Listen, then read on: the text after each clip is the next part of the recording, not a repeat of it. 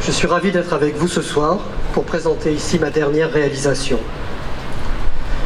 Je remercie tout d'abord Madame la maire, Monsieur le représentant de l'Outre-mer, la mairie de Paris et le service de la DAC, ainsi que les comités et fondations pour la mémoire, pour m'avoir donné carte blanche pour interpréter et réaliser un personnage qui traverse les frontières, aussi emblématique que la mulâtresse Solitude.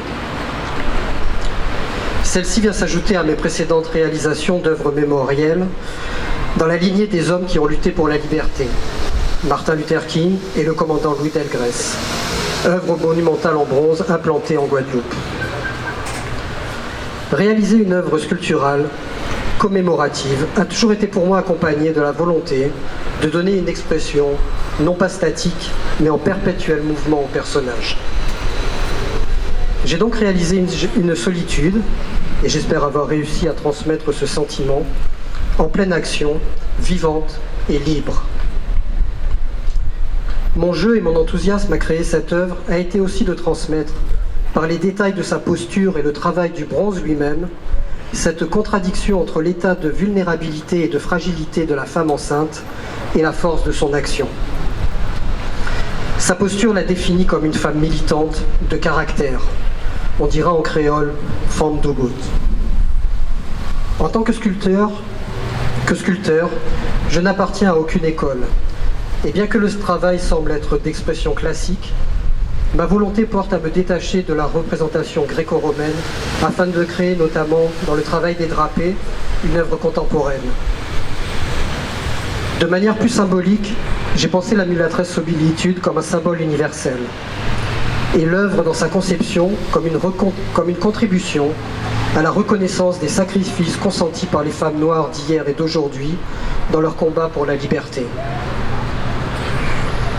De manière plus symbolique, j'ai pensé la mulâtresse Solitude, excusez-moi,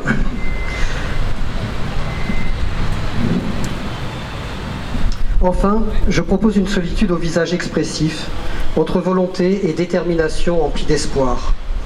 Son bras tendu, brandissant le pamphlet publié par Louis Delgrès, tout en protégeant son ventre de l'autre main, comme un lien avec le futur. Et si ce ne sont ses vêtements qui définissent son époque, elle reste bien ancrée dans le présent.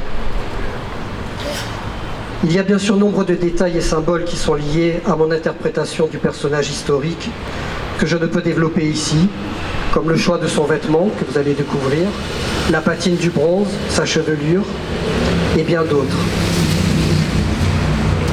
J'espère que chacun, en s'arrêtant devant, pourra ressentir son formidable cri d'espoir. Je vous remercie.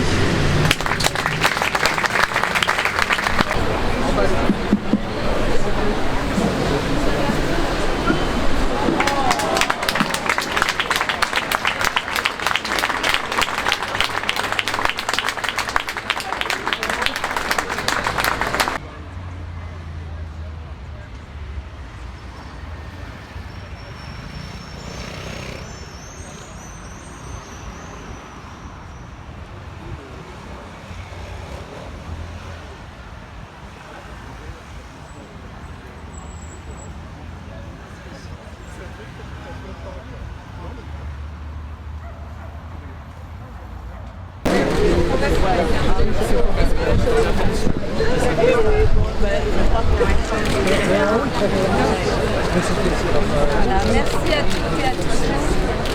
Bravo, bravo, bravo, bravo.